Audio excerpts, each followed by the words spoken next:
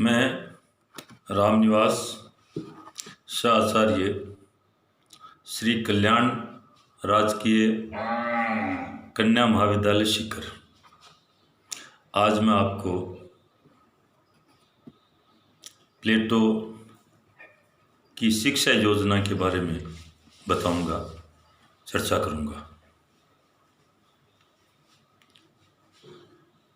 प्लेटो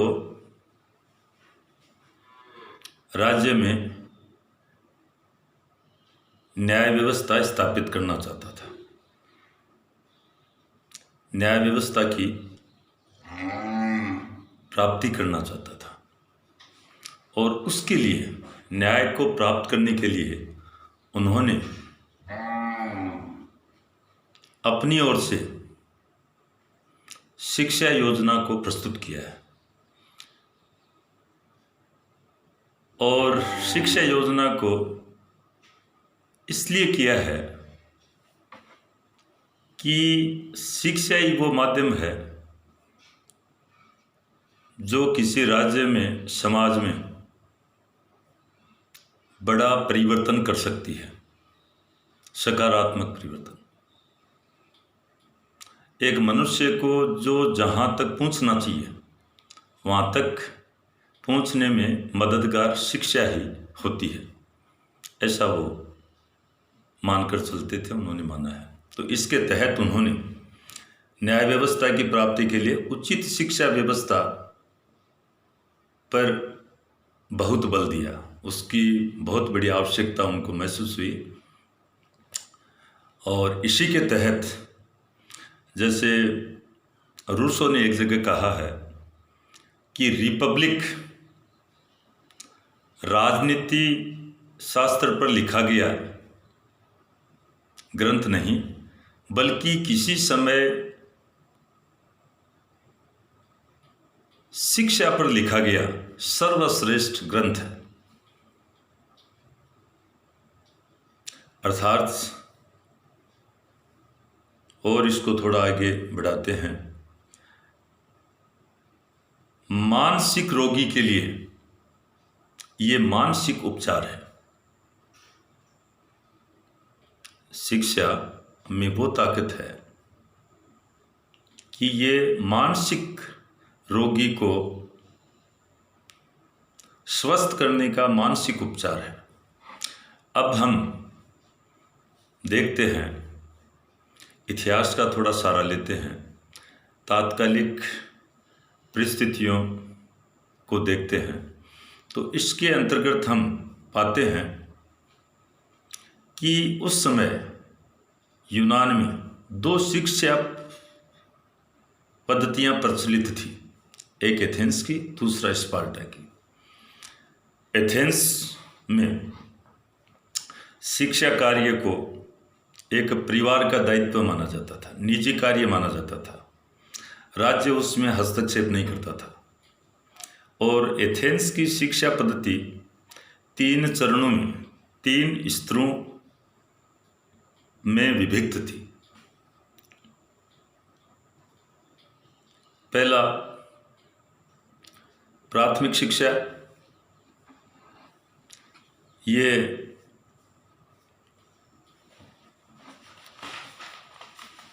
छह से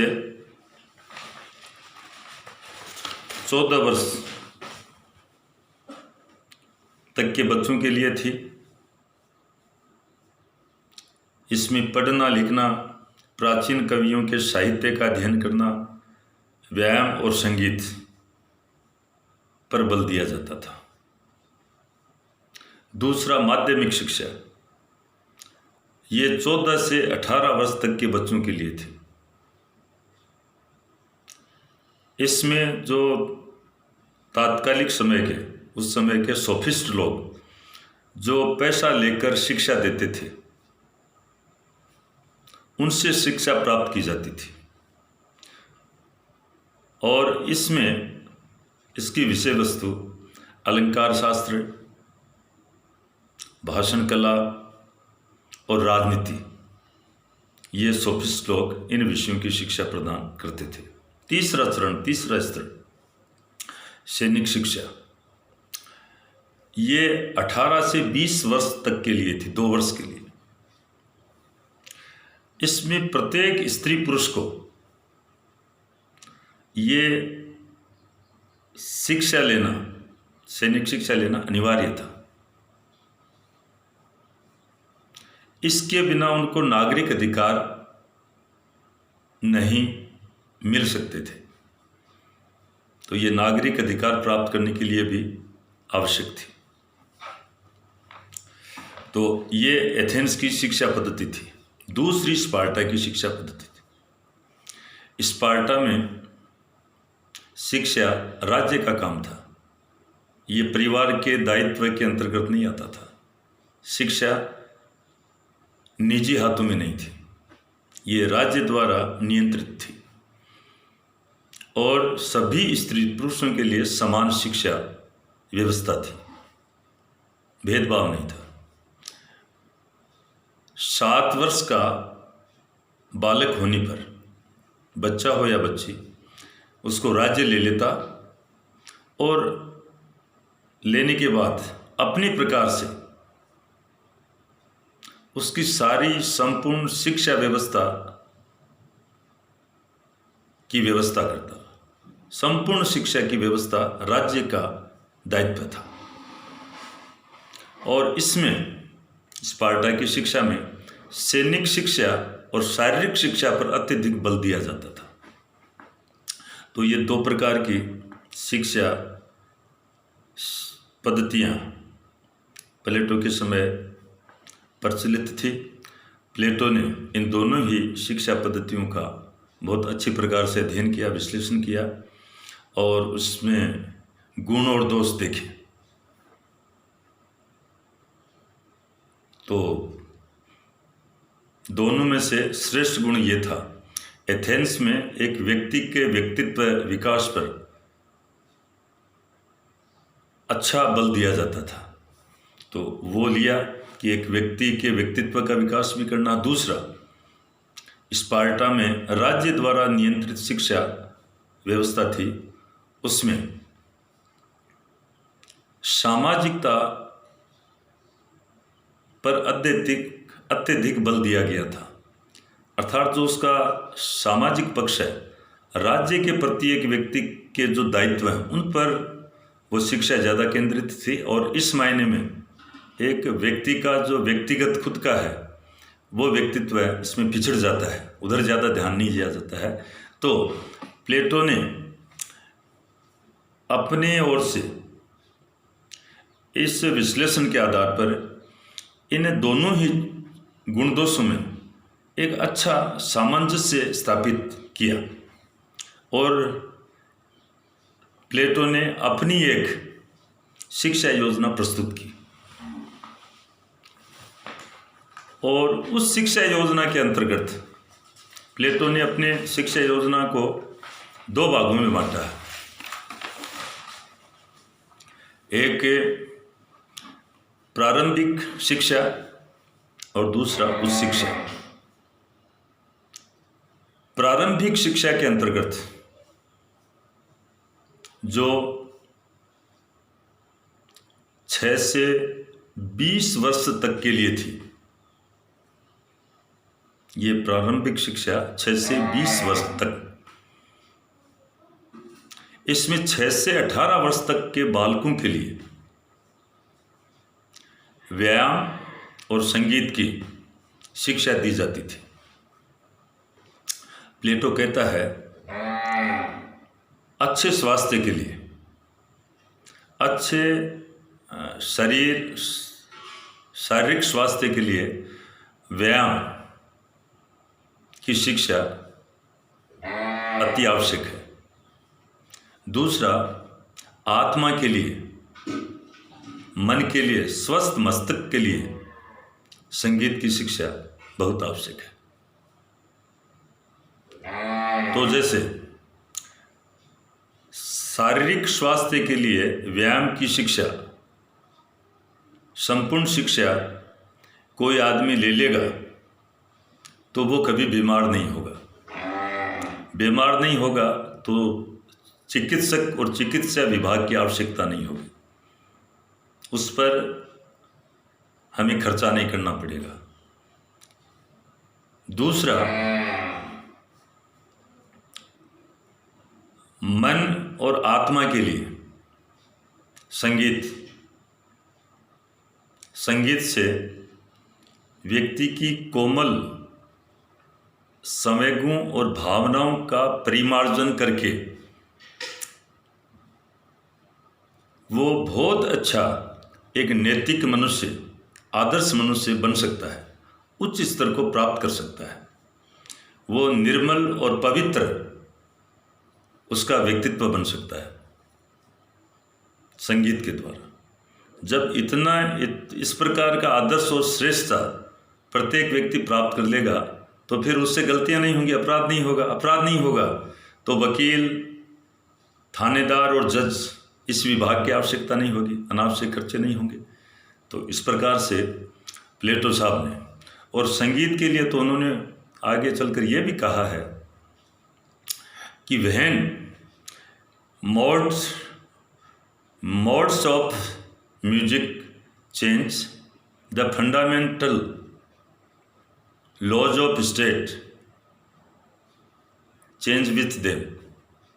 अर्थात जब संगीत के स्वर रागनियाँ बदल जाती हैं, उसके साथ ही राज्य के कानून, नियम, विधियाँ भी बदल जाती हैं। इतनी बड़ी संगीत में ताकत होती है। तो इस प्रकार से उन्होंने 6 से 18 वर्ष तक के बच्चों के लिए व्यायाम और संगीत पर विशेष बल दिया, और जो उसके 18 से 20 वर्ष तक के लिए उन्होंने प्रत्येक स्त्री पुरुष के लिए, बालक बालिकाओं के लिए सैनिक शिक्षा पर बल दिया। उस शिक्षा से, सैनिक शिक्षा से क्या होगा, व्यक्ति स्वयं बनेगा, संयम आएगा, उसमें आत्मानुशासन आएगा। तो इसके लिए ये सैनिक शिक्षा आवश्यक थी। तो ये सारा सब उसकी प्रारंभिक शिक्षा के अंतर्गत आता है। दूसरा उसका उच्च शिक्षा, 20 वर्ष के बाद, 20 वर्ष शिक्षा लेने के बाद एक परीक्षा होगी। उस परीक्षा में असफल होने वाले व्यक्ति सैनिक वर्ग और उत्पादक वर्ग में शामिल होंगे, उनका निर्माण करेंगे, और जो सफल होते हैं उनको अध्ययन करना होगा, और उस अध्ययन की विषय वस्तु पाठ्यक्रम गणित, नीतिशास्त्र, ज्योतिष और दर्शन शास्त्र के अध्ययन पर बल दिया जाएगा। और ये जो विषय हैं, ये शिक्षा, ये पाठ्यक्रम, विषय वस्तु और ये शिक्षा केवल शासक वर्ग के लिए है।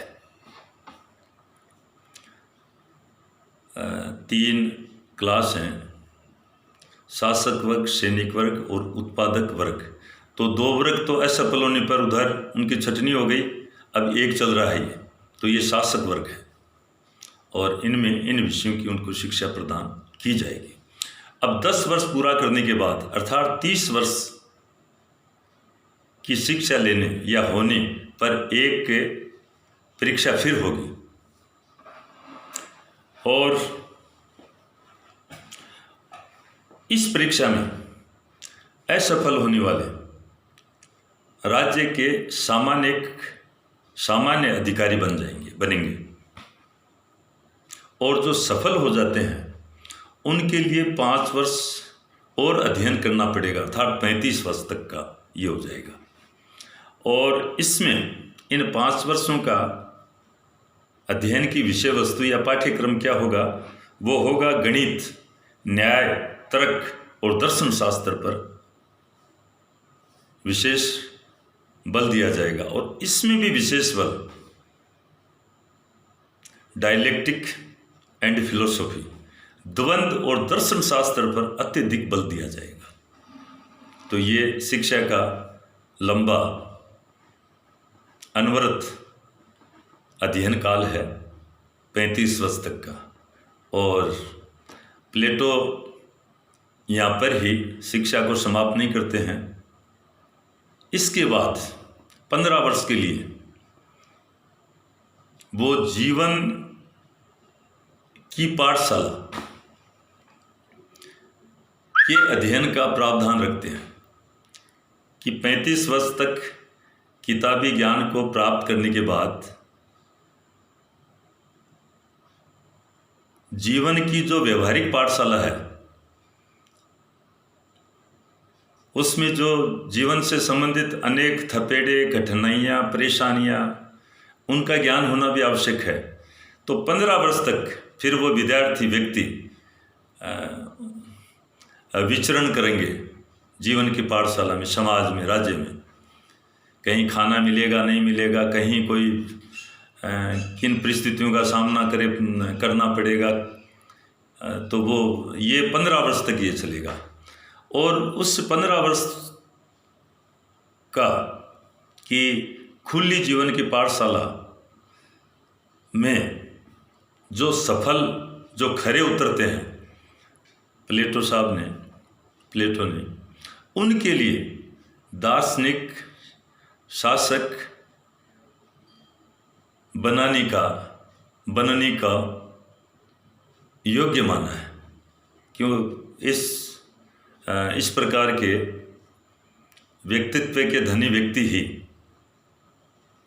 दार्शनिक शासक हो सकते हैं, बन सकते हैं, और उनके हाथों में राज्य सुरक्षित रहेगा।